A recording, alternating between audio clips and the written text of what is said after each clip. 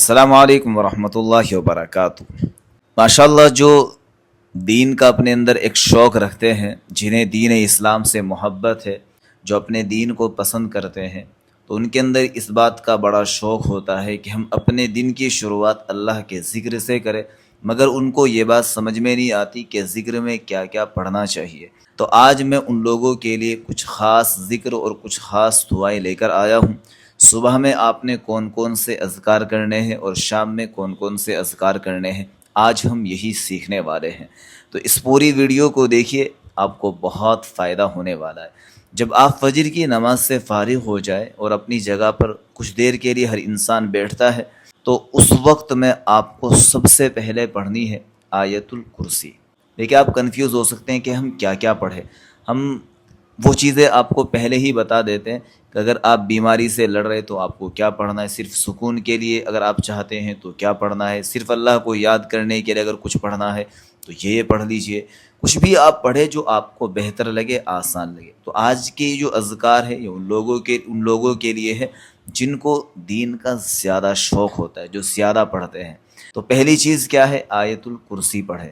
پوری آیت الکرسی آپ پڑھ لیجئے۔ اس کے فوراً بعد آپ پڑھیں گے سبحان اللہ و بحمدہ سبحان اللہ العظیم۔ یہ کلمہ جنت میں 2 درخت لگوا دیتا ہے، تو یہ پڑھیں گے۔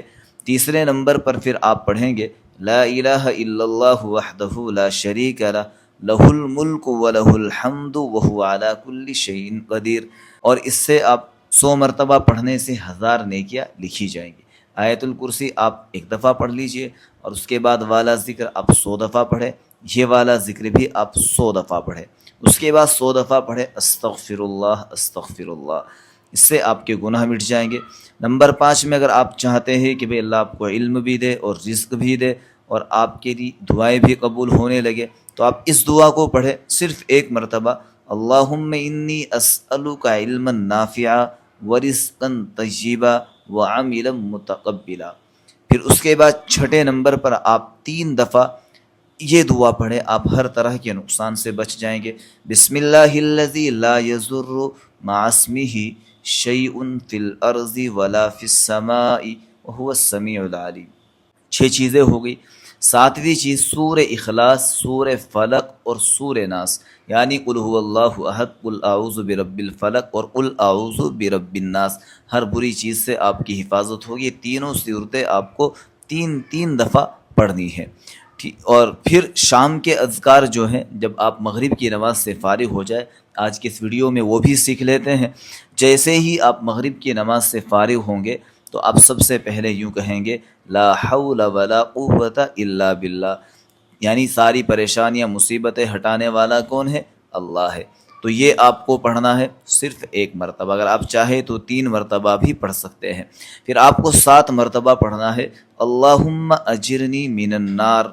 اس سے کیا ہوگا؟ جہنم سے حفاظت ہو جائے گی۔ پھر 7 مرتبہ پڑھنا ہے حسبی اللہ لا الہ الا ہو علیہ توکلت وہو رب العرش العظیم۔